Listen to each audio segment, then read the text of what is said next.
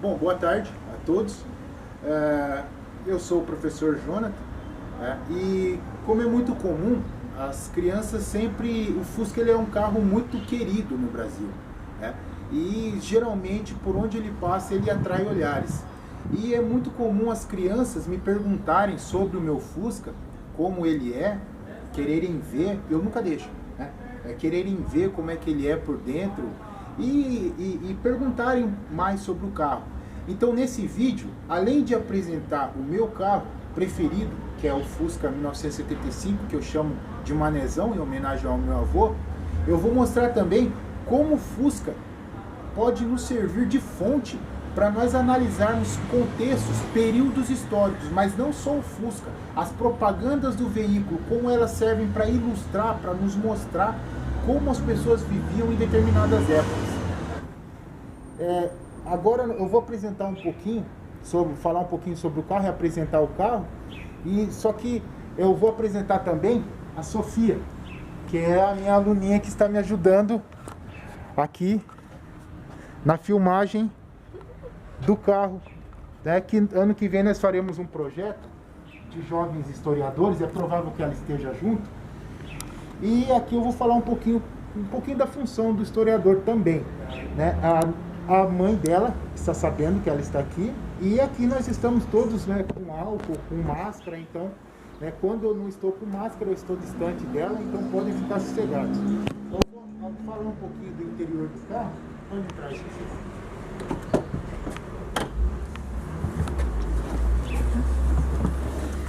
Como os senhores podem ver, internamente, o carro, nas partes dianteiras, ou seja, o banco meu e dela, que é o passageiro, ele é bem espaçoso.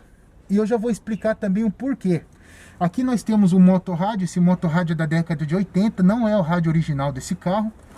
O rádio original é esse daqui, só pega AM. Eu vou colocar esse rádio que é o original e depois eu vou colocar esse daqui embaixo. Tem toca-fita, esse daqui já tem AM, FM, viu só? Vamos ver se aparece a luzinha.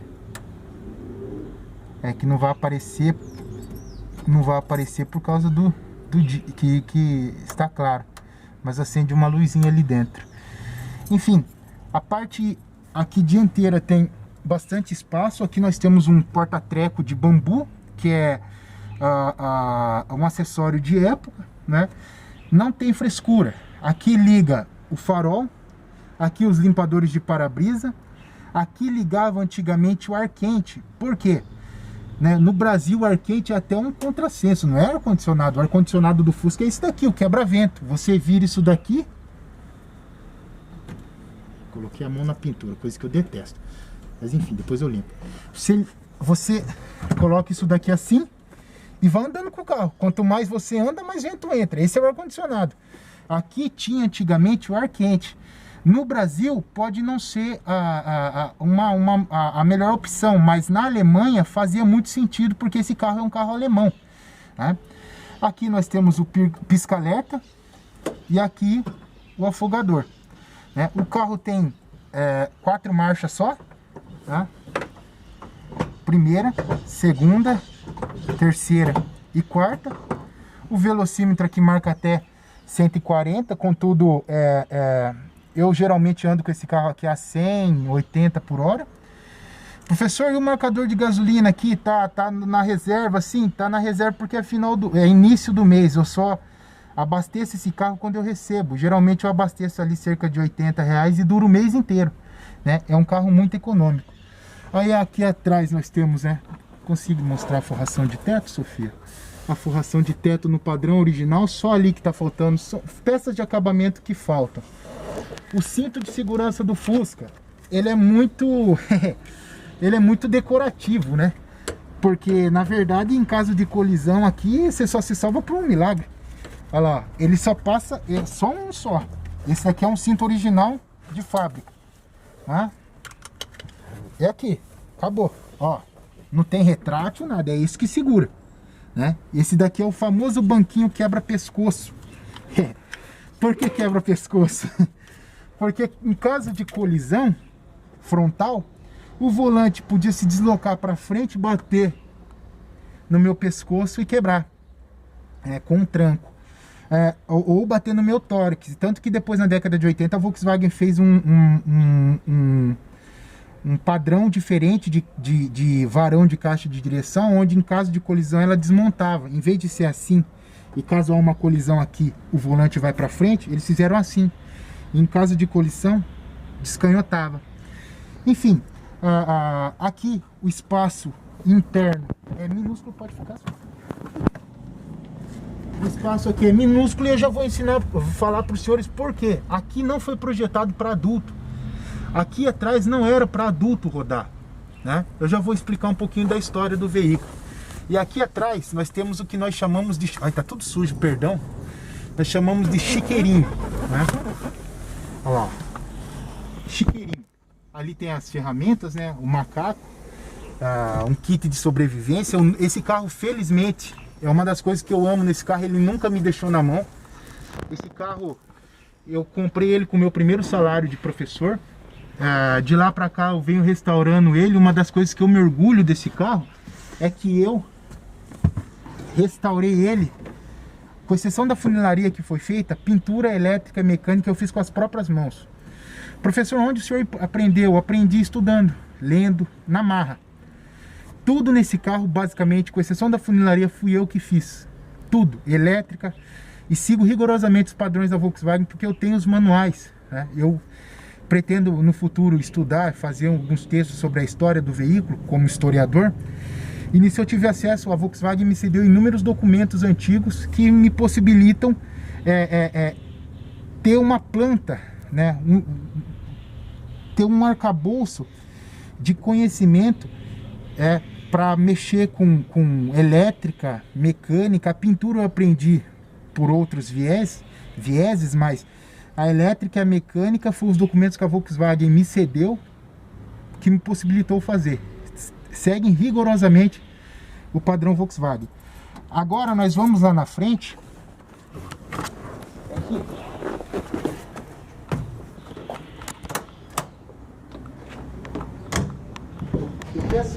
Eu peço desculpas pela oratória enferrujada, porque os senhores vão de convir comigo, né?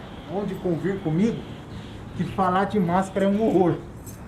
É tanto que agora que estamos fora do carro, Sofia, eu vou tomar a liberdade de tirar a máscara, né? Aqui nós temos o que? O porta-malas, né? Aqui, essa daqui não é uma forração original, eu que fiz assim. Por quê? O senhor fez assim se não é original? Porque o carro é meu e eu gostei assim, vai ficar assim, né? Aqui é o step. O step era uma espécie de acessório de segurança do carro. Em caso de colisão, o step teoricamente auxiliaria na absorção dos impactos, né? É diferente dos carros hoje em dia, que quando há colisão, os carros são fabricados para desmontar e atenuar o impacto da colisão. Esses carros antigos aqui, principalmente o Fusca, eles são fabricados para resistir à colisão. Tanto que você tem um chassi, um tubo de ferro que atravessa o carro. Então é um carro com uma lataria extremamente robusta, que foi fabricado para aguentar os impactos. Aí, fechou. Agora eu vou mostrar para os senhores aonde está o motor do carro, né? Se não está ali na frente, o motor vai estar aqui atrás, né? E aqui eu vou chamar a atenção dos senhores para a simplicidade desse projeto. Aqui esse é o motor do Fusca, né? É simples. Aqui você tem, se for alternador, você tem 4 fios apenas 4 fios no motor. Como esse aqui é a dínamo, né? Aqui você tem 3 fios aqui e um que passa ali, ou seja, 4 fios que vem lá da frente. Isso daqui é um dínamo. Isso aqui nada mais é que uma espécie, sabe aqueles motorzinhos de carrinho de controle remoto? Que quando você coloca na pilha, gira, né, desesperadamente. Isso daqui, ao contrário, quando você gira ele ao contrário, em vez de consumir energia, ele gera energia. Esse, por incrível que pareça, isso que existe até hoje, tem mais de 150 anos. Um dos primeiros dínamos que nós temos registro é de 1855. Então isso daqui, que é extremamente antigo, ainda me serve. Eu não troco isso daí por um alternador, né? Não troco. E aqui também, Sofia, e a todos que estão vendo, é a refrigeração do motor. Esse motor, como ferro com ferro, imagine se os senhores pegarem e ficarem esfregando uma mão na outra. É evidente que vai aquecer. Então, o que faz com que o motor não aqueça a ponto de um ferro se fundir no outro? Uma coisa é o óleo, a outra coisa é a refrigeração, que pode ser feita a água, nesse caso aqui é a ar. Então, conforme isso daqui gira, gira aqui também uma espécie de ventilador que refrigera o motor. Olha que coisa interessante. O vento, conforme o carro anda, isso daqui cria uma zona de baixa pressão, uma espécie de vácuo, onde o vento entra por aqui, entra frio. Olha aqui que coisa interessante. Aqui você tem uma borracha, porque aqui o ar que está aqui em cima é o ar frio e o ar que vai sair ali por baixo é o ar quente. Então, quando cria-se uma zona de baixa pressão, o ar entra por aqui, passa pela ventoinha, refrigera o motor e sai quente por baixo. Então é uma solução genial. Enfim, esse é o meu carro, o Manezão. Ele segue rigorosamente os padrões de fábrica da Volkswagen. Essa bomba aqui é original, extremamente rara, extremamente cara. Esse aqui é o carburador original também. Isso aqui é o responsável por misturar o ar e o combustível, né? Que os senhores sabem que os carros são de explosão, são movidos a explosões. Aqui mistura o ar combustível que vai para os cilindros, a explosão, gira essa peça aqui, que vai girar essa daqui. Ao girar essa daqui, gira essa daqui. Essa daqui gera energia e também gera ventilação para o motor. Agora eu vou falar um pouquinho da história do veículo, né? Em 1933, em janeiro de 33, 30 de janeiro de 33, Hitler chega ao poder na Alemanha nazista. Tá tranquilo, Sofia? Tá bom. 30 de janeiro de 33, Hitler chega ao poder na Alemanha nazista. E um dos projetos deles, dos nazistas, eram fazer um carro popular, né, pro trabalhador alemão. E fizeram um concurso, em 34 tem um concurso. Quem vence esse concurso é nada mais, nada menos que Ferdinand Porsche. O cara que, né, o que cedeu o nome para a grande empresa montadora de veículos de alta performance que nós conhecemos hoje em dia, a Porsche. E ele fez esse veículo, ganhou o concurso. Esse, pelo que tudo indica, pelos documentos que eu analisei, já era um projeto dele. Só que foi alterado para atender as especificações dos nazistas. E aí que está uma coisa interessante.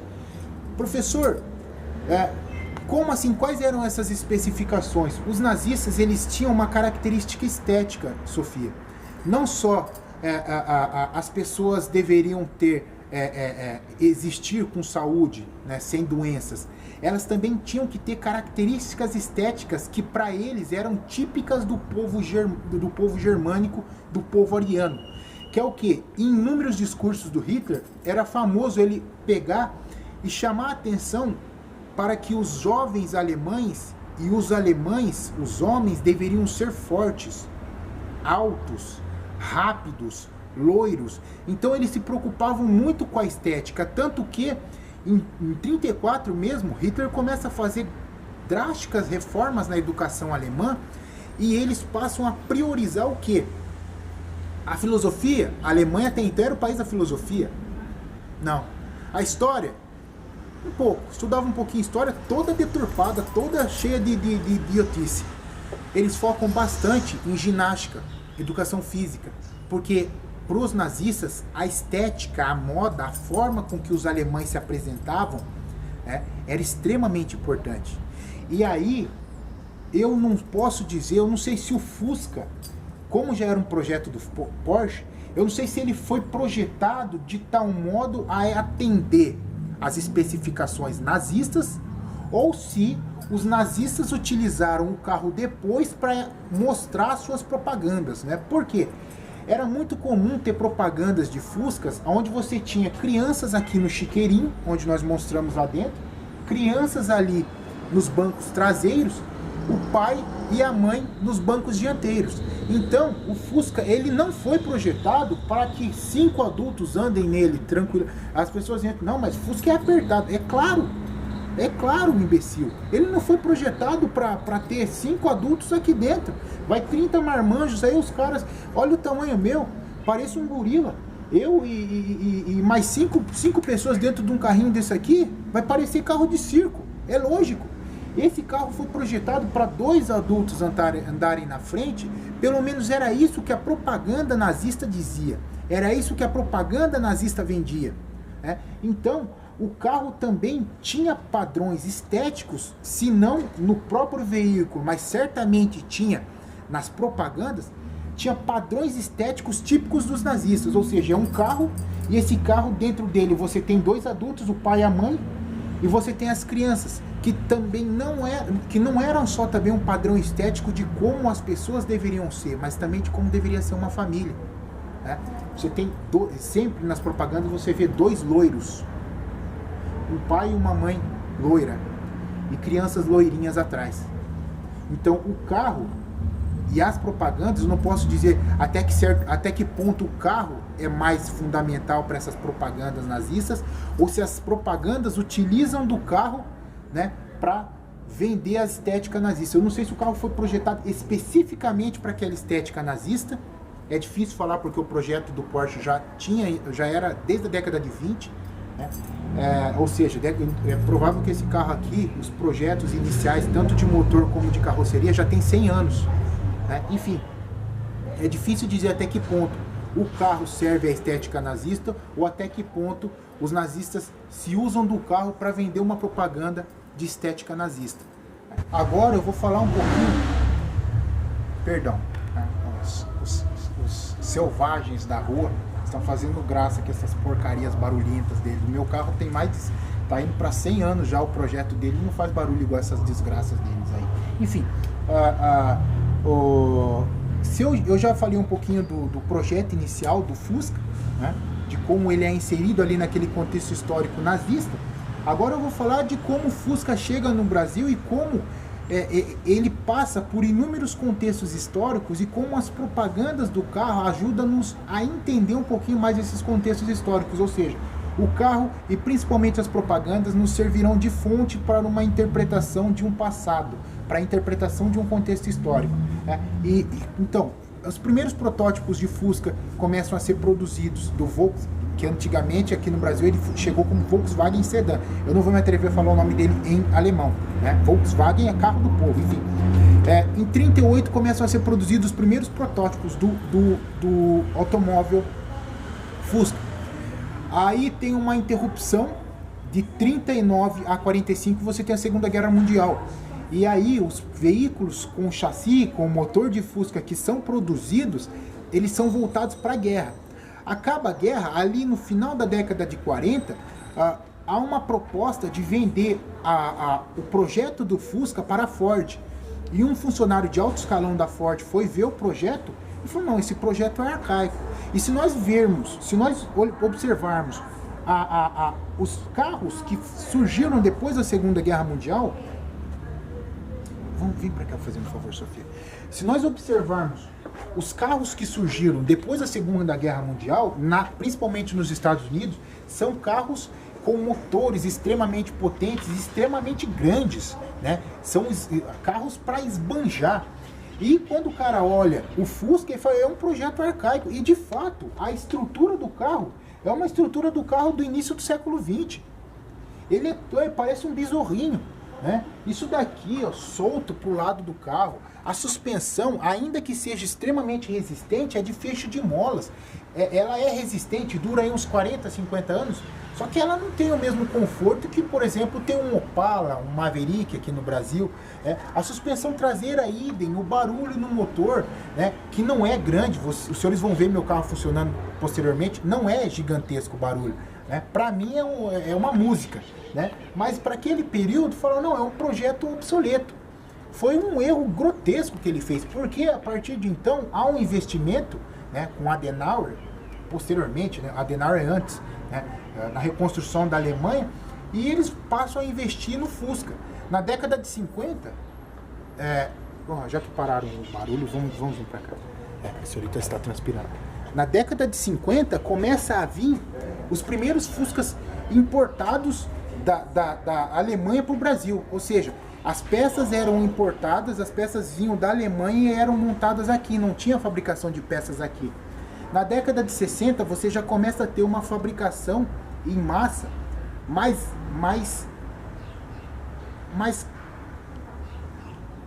numerosa aqui no Brasil. Mas ainda assim, na década de 60 é muito comum você ver carros com as peças escritas em alemão, porque foi produzido na Alemanha. Enfim, e de 60, 70, início de 80, nenhum carro, nenhuma montadora vendeu mais que a Volkswagen. Nenhuma. O Fusca, na década de 70, ele dominou o Brasil. Foi a montadora que mais vendeu no mundo. Vendeu muito, muito, muito. Por quê? Porque era um carro extremamente barato, extremamente robusto, de manutenção fácil. É simples a manutenção dele. Eu até fico bravo que as pessoas falam, não, um Fusca com arame e um alicate você arruma. Eu falo, arruma o seu, porque o meu não. O meu eu trato com o maior zelo possível. Eles falam, não, Fusca que não vaza óleo não é Fusca. Eu falo, então o meu não é, porque o meu não vaza óleo. Né? O Fusca ele é um projeto tão sofisticado que ele permite muita gambiarra. Muita gambiarra. Eu já vi gente fazer cada coisa em Fusca. Cada coisa. Gente dá partida em Fusca com cadarço de carro. Com cadarço de tênis. Né? Enfim. Vamos chegar até a década de 60. Aqui eu vou mostrar para os senhores algumas propagandas extremamente machistas, mas que refletem um contexto histórico que nos auxilia a entender um contexto histórico. O que nós podemos ver aqui, ó, nessa propaganda, ó. Vê só. Olha lá. Ele e ela. Ele vai ao trabalho e volta à noite. Ela leva as crianças para a escola, vai... Vou ler do outro desenho, já que os senhores já viram a imagem, eu vou ler aqui que é mais fácil de ler. Leva as crianças à escola, vai à feira, vai ao cabeleireiro, vai buscar mamãe, busca as crianças na escola, busca os sobrinhos para brincar com as crianças que voltam da escola, vai à costureira, leva a mamãe para casa, vai às compras na cidade, devolve os sobrinhos, visita as amigas, vai com Lilia. Não estou conseguindo entender. Volta para casa com uma amiga para acompanhar a bolsa que tinha esquecido. Volta para casa da amiga para acompanhar a bolsa que tinha esquecido. Aí tem embaixo. Não é justo que ela tenha um Volkswagen? Por que essa propaganda é machista? Os senhores percebam que aqui ele vai ao trabalho. E todas essas tarefas que ela está fazendo aqui não é chamada na propaganda de trabalho. Ou seja, tudo isso que ela fez com as crianças, com a mãe, etc., não é trabalho. É uma crença muito comum, né? A mulher que faz serviço doméstico, isso não é trabalho. Ela fica na casa. Trabalho é aquilo que você exerce fora de casa. Ou seja, que a maioria dos homens, teoricamente, faz. Isso é um absurdo. Porque quem trabalha na casa, trabalha muito mais que um cara que trabalha fora. Porque o trabalho da casa, ele é aquele trabalho de tarefa. Já dizia o historiador Edward Palmer Thompson. Trabalho de tarefa, ele não tem tempo. Quanto tempo eu vou levar para lavar a louça? Eu posso levar meia hora, como eu posso levar 2. Só que as mulheres, elas acordam nesse período, desde o início, para preparar o café para o marido, até ele sair, até ele chegar, faz a janta. Ou seja, ela vai de manhã até a noite trabalhando. O cara, ele trabalha hoje em dia, teoricamente, das 8 até as 6. A mulher fica o dia inteiro trabalhando. Ou seja, aqui as funções delas não são chamadas de trabalho. E a dele sim. Ainda que ele só faça uma. Mas a dele é trabalho e a dela não. Aqui nós temos uma outra propaganda, ímpar ou par. Ou seja, para quem vai dirigir o Fusca. E eu já vou explicar qual é o contexto e por que a Volkswagen queria fazer isso. E aqui nós temos outra que vai provavelmente causar indignação, como causou na Sofia. Né? Aqui nós temos um carro batido, né? Um Fusca batido. Esse é um Fusca provavelmente de 61 até 67. Essa propaganda eu me lembro de ter visto na Quatro Rodas em fevereiro de 1967. Tá? Aí o que tem aqui escrito? Ó? Mais cedo ou mais tarde sua esposa vai dirigir. Esta é uma das razões para você possuir um Volkswagen. Eu vou explicar um pouquinho como... Senhorita quer parar? Não? Tá tranquilo? Tudo bem. Eu vou explicar um pouquinho de como eu cheguei a algumas conclusões sobre essa propaganda e depois eu vou falar delas em si e qual o contexto histórico que elas estão inseridas. Ao ver essa propaganda extremamente estapafúrdia, evidentemente que eu peguei e contestei. Peguei, Fernando, será que é verdade? Ainda que eu tenha observado ela, por exemplo, no Estadão e tenha observado ela na Quatro Rodas, se eu não me engano é de 67, eu duvidei da veracidade dela. E como historiador, como é que eu constatei que essa propaganda ela é verídica? Né? Porque o carro em si e toda a coloração da imagem segue os critérios que são da época. Ou seja, aqui eu imaginei, por exemplo, que fosse o farol tremendão. Até comentei com a Sofia, mas o tremendão, ele não saiu original de fábrica da Volkswagen. O farol que saiu original de fábrica é o farol olho de boi. O tremendão era acessório de época. Se tivesse o tremendão aqui, provavelmente essa imagem seria falsa. Mas não é. É um farol olho de boi. Aqui está quebrado. Aqui, ó, o retrovisor na dobradiça ali da porta do carro, ou seja, que é isso daqui, Sofia, mostra aqui, ó. Em vez de ser aqui, ó, aqui, tal como é o meu, aqui tá faltando uma borrachinha, falta coisa de acabamento. Ele era aqui. E a seta, como os senhores podem ver aqui, ela é pequenininha. Essa seta aqui é de 67 em diante, ela aumenta. Então tudo nos leva a crer que essa propaganda, de fato, ela era do período. As rodas, em vez de ter esses furos que a minha tem, a roda ela é fechada, típica dos carros do período, dos Fuscas 1200, né, do período. Então, essa propaganda, aí é a função do historiador, né? Contestar a fonte. Será que essa fonte é verdadeira? Tá bom, ela serve para nós entendermos um certo contexto histórico, mas antes de tentar interpretá-la, vamos tentar saber se ela é de fato verdadeira. Então eu contestei e cheguei à percepção que ela é verdadeira.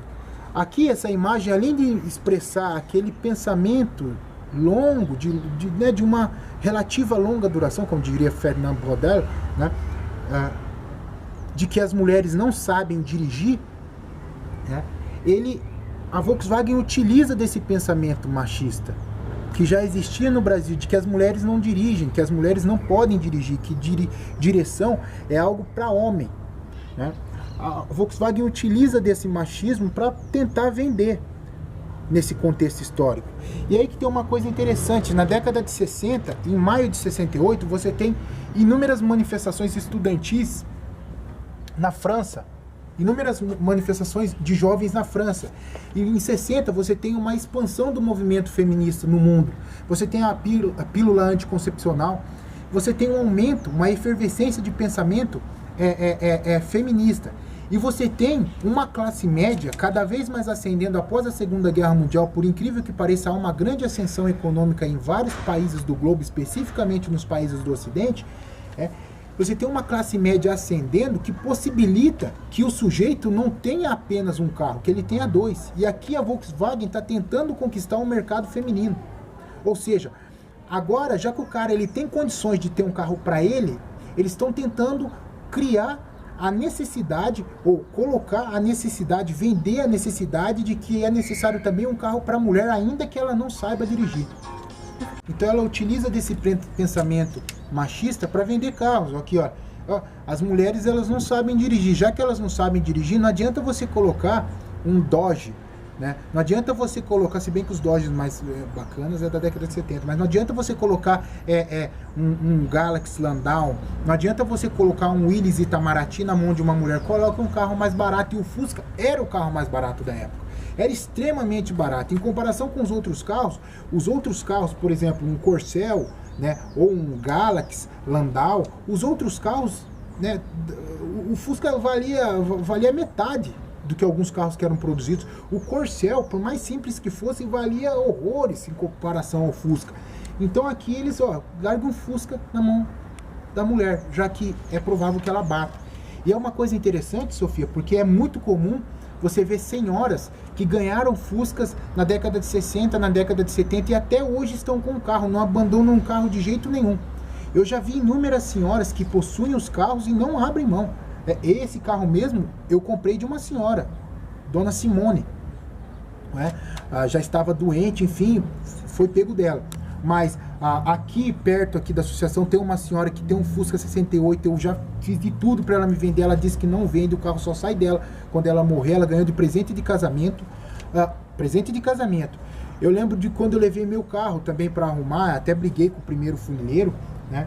Ele viu o carro todo detonado assim, a mulher aprendeu a dirigir no carro, ela falou, esse Fusca, ela desceu na represa de helicóptero, ricaça.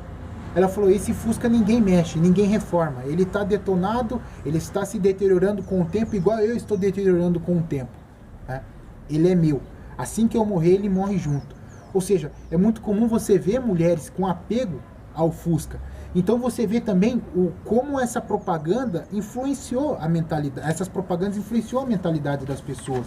Aqui você tem um aumento da classe média e você tem a Volkswagen tentando chegar ao mercado feminino.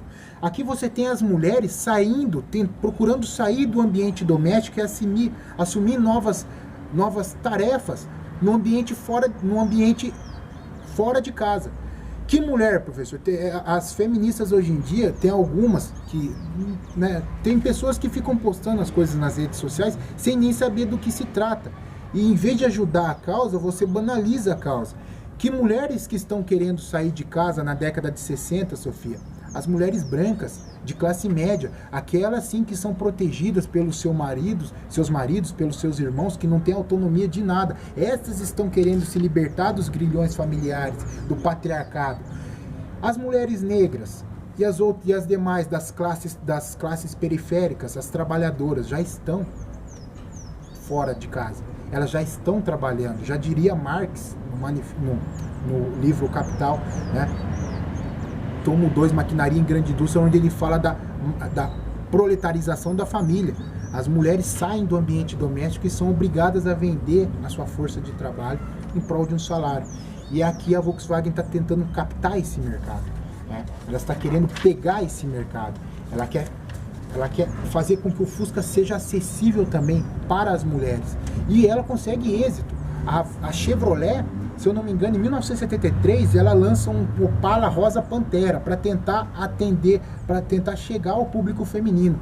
Mas, de fato, o Fusca foi o que mais se destacou nesse quesito, porque ele é um carro simples, extremamente fácil de dirigir, robusto, dificilmente te deixa na mão. Esse carro aqui, felizmente, eu fiz todos os créditos da minha pós-graduação na Unesp de Assis com esse carro aqui. A Sofia é prova, os alunos são prova. Eu ia para Assis toda quinta-feira, que eu não dava aula para eles, eu ia com esse carrinho aqui. Torava o cacete na pista, 80, 90, 100 por hora. Nunca me deixou na mão, nunca parou. E eu via carro novo parado, eu só, tá tonto. O meu tá pago, o seu nem terminou de pagar ainda, tá com financiamento lascado, uma conta do tamanho de uma bíblia para pagar e ainda tá com o carro estragado na boca da pista. E eu com o meu pago, bonito, atravessando, né? Então, as pessoas até me perguntam, Sofia, por que você gosta tanto de carro antigo? Em especial desse, né? Mas por que você gosta de carro antigo? Porque carro antigo você é obrigado a manter um vínculo com o veículo. Aqui, gente, é tudo mecânico. O pedal da embreagem aciona um cabo que passa por dentro do tubo do chassi e aciona aqui. O acelerador, ele tem um cabo, o cabo lá da frente do acelerador, ele vem parar aqui, ó. Tudo aqui é mecânico. Você sente tudo. Um milímetro que baixa no freio, 1 milímetro que baixa na embreagem, que baixa na aceleração, você sente. Você ouve o barulho. Você sente o veículo. Você mantém um vínculo com o veículo. Nos carros modernos, você tem tudo eletrônico. Esse carro aqui, eu faço a manutenção dele sozinho. Em um final de semana eu consigo baixar o motor e fazer a manutenção. Os carros modernos não permitem isso daí. E aliás, como é tudo eletrônico, os erros que eventualmente, os problemas que eventualmente um carro possa ter, eles corrigem por meio de alternativas eletrônicas.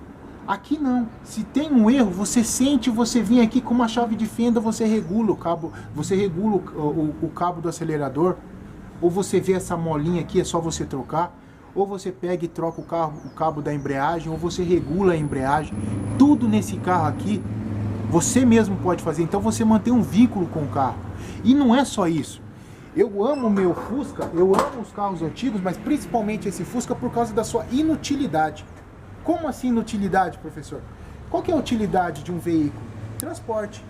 Qualquer veículo pode me transformar, até uma bicicleta. Mas, se eu não me engano, o Aristóteles, ele fala que a felicidade, ela vem da inutilidade, de coisas inúteis, né?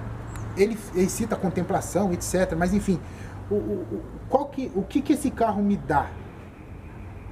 Só felicidade. Ele me traz felicidade.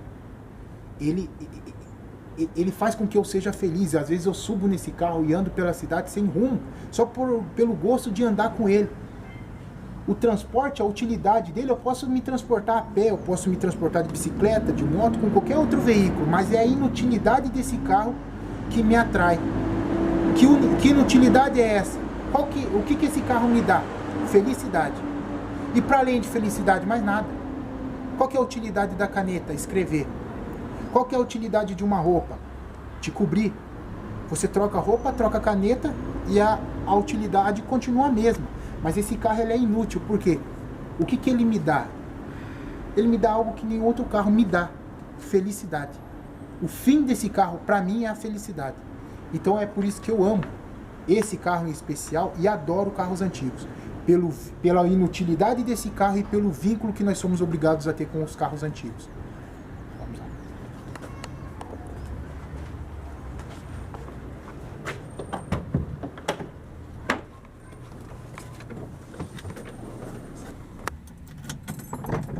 Agora nós vamos dar uma voltinha com o carro para que os senhores vejam que ele não é tão barulhento como dizem.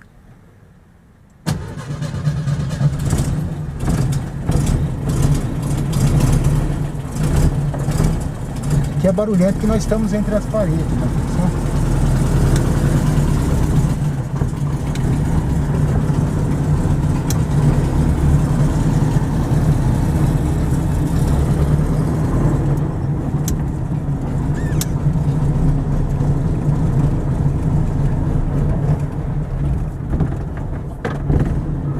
A senhorita não fechou a porta.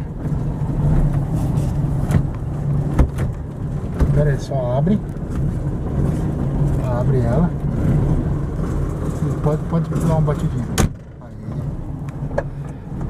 Isso que eu ouvi um barulho mesmo. Tá estranho. Viu só? Isso que é o bacana de carro antigo. Você percebe tudo. Tudo que eventualmente esteja errado.